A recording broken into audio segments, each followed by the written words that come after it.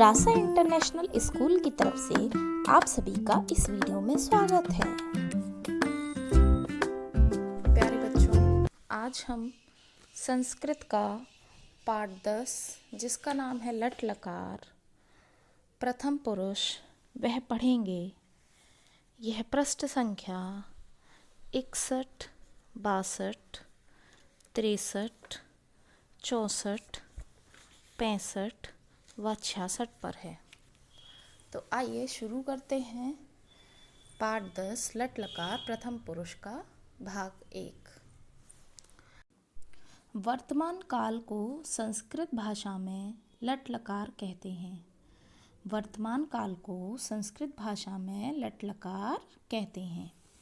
लट लकार के वाक्यों में हिंदी अनुवाद के अंत में है, हैं, हो, हूँ आदि आते हैं।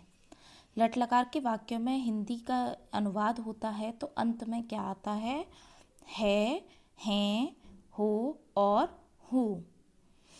संस्कृत भाषा में कर्ता को 3 प्रमुख भागों में बांटा गया है।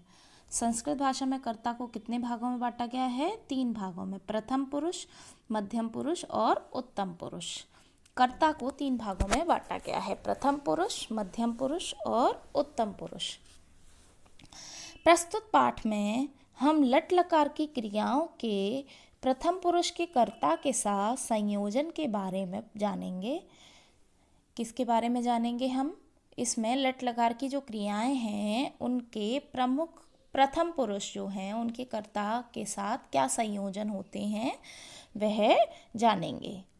जिन संज्ञा शब्दों से बात कहने वाले व सुनने वाले का बोध ना होकर किसी अन्य का बोध हो वे संज्ञा शब्द और उनके लिए प्रयुक्त सर्वनाम प्रथम पुरुष कहलाते हैं। प्रथम पुरुष क्या होते हैं? जिन संज्ञा शब्दों से बात कहने वाले व सुनने वाले का बोध ना होकर किसी अन्य का बोध हो वे संज्ञाएं शब्द क्या कहलाते हैं? प्रथम पुरुष कहलाते हैं। दूसरे शब्दों में कह सकते हैं हम जिनके विषय में कुछ कहा जाए या बताया जाए वह प्रथम पुरुष कहलाते हैं। जिनके विषय में हम कुछ बोलते हैं और बताते हैं उसको प्रथम पुरुष कहते हैं। जैसे बालकः पठति, सा लिखति, तो ये क्या है?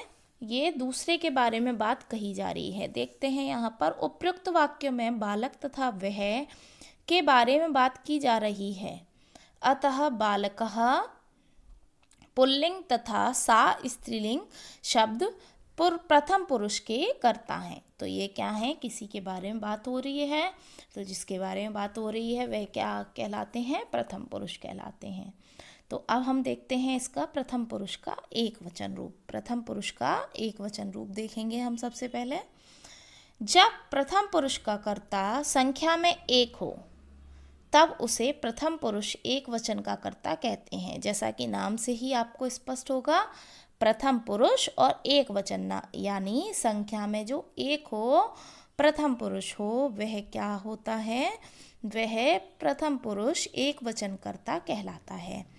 प्रथम पुरुष एक वचन के कर्ता के साथ प्रथम पुरुष की ही क्रियाएं प्रयोग होती हैं। जो प्रथम पुरुष एक वचन का कर्ता होता है उसके साथ प्रथम पुरुष की एक वचन की ही क्रियाएं प्रयोग होती हैं। जैसे लट लकार होता है वर्तमान काल, प्रथम पुरुष एक वचन की क्रियाएं बनाते समय धातुओं के साथ अति प्रत्यय जोड़ दिया जाता है। जब हमें प्रथम पुरुष एक वचन का रूप बनाना है, उसकी क्रियाएं बनानी हैं, तो उन्हें बनाते समय हमें क्या करते हैं? उनको बनाते समय उसमें एक वचन रूप के साथ जो हमारा धातु रूप है, धातु है में जो धातु है उसके साथ हम क्या जोड़ देते हैं? अति प्रत्यय जोड़ देते हैं। तो वह क्या बन जाता है? एक वचन प्रथम पुरुष रूप बन जाता है।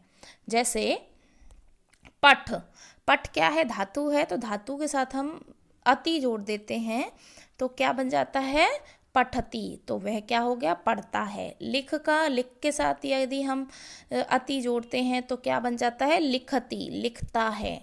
नम के साथ अति जोड़ते हैं तो नमति, नमस्कार करता है। खाद के साथ अति जोड़ते हैं तो खादती, खाता है। उसके बाद यहाँ पर कुछ वाक्य दिए गए हैं, उनको पढ़कर समझते हैं कौन कौन से हैं। बालकः गच्छति, बालकः गच्छति तो बालक क्या करता है, बालक जाता है। सः खादति तो वह क्या करता है, वह खाता है। राहुल गायति तो राहुल क्या करता है, राहुल गाता है। और सैनिकः रक्षति तो सैनिक क्या करता है, सैनिक रक्षा करता है। लता हसति, लता क्या करती है, लता हंसती है।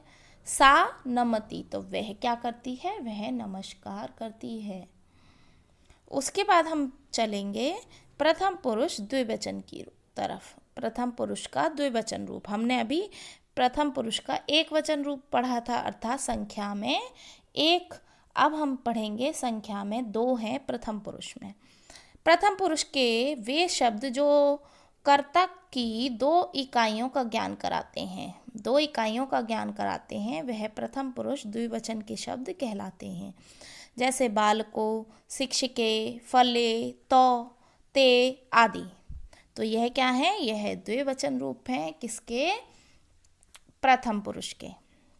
अब प्रथम पुरुष द्विवचन कर्ता के साथ प्रथम पुरुष द्विवचन की ही क्रिया का प्रयोग होता है। जैसे प्रथम पुरुष द्विवचन की क्रिया बनाते समय जो धातु होता है, धातु शब्द जो होते हैं, उनके अंत में क्या लगा देते हैं, अतः प्रत्यय जोड़ दिया जाता है। अतः प्रत्यय अगर जोड़ देते हैं तो वह प्रथम पुरुष द्विवचन की क्रिया बन जाती है। तो चलिए अब इसमें हम समझते हैं। जैसे पठ धातु है, हम तो उसके साथ हम क्या जोड़ेंगे, अतः, तो क्या हो जाएगा, पठतः, तो दो पढ़ते हैं। लिख के साथ हम जोड़ते हैं अतः, तो लिखतः, दो लिखते हैं। नम के साथ हम अतः जोड़ते हैं तो नमतः, दो नमस्कार करते हैं। खाद के साथ यदि हम जोड़ते हैं अतः तो खादतः, दो खाते हैं। इसी प्रकार मयूरो, यहाँ पर कुछ वाक्य दिए गए हैं, उनको पढ़कर समझते हैं। मयूरो नृत्यतः, तो मयूरो नृत्यतः क्या होगा, मोर नाचते हैं या दो मोर नाचते हैं। बालके गायतः, तो बालिका, दो बालिका जो हैं वह क्या कर रही हैं, गाती हैं। बालको क्रीडतः, दो बालक खेलते हैं। अजय चरतः, अजय क्या कर रही हैं, बकरी क्या कर रही हैं, बकरी चर रही हैं। अश्व तीव्रम धावतः, अश्व क्या होता है, घोड़ा, और तीव्र होता है तेज, धावता मीन्स दौड़ना, तो अश्व तीव्रम धावतः, तो दो घोड़े तेज दौड़ते हैं। फले पततः, तो फल क्या हो रहा है, पततः होता है गिरना, फल गिरते हैं। तो गच्छतः, तो वे दोनों क्या कर रहे हैं, जाते हैं। कमले विकसतः, कमले विकसतः क्या होता है, खिलना, कमल खिल रहे हैं। तो क्रीडतः, तो क्रीडता क्या होता है, क्रीडता होता है खेलना, तो वो दो खेल रहे हैं। ते आम्रे स्तः, तो यह क्या है, यह दो आम हैं। आज हम इसी में इतना ही पढ़ते हैं। नेक्स्ट वीडियो में हम इसके आगे प्रथम पुरुष बहुवचन समझेंगे। तब तक आप इसको पढ़कर इसका अभ्यास कीजिए। धन्यवाद।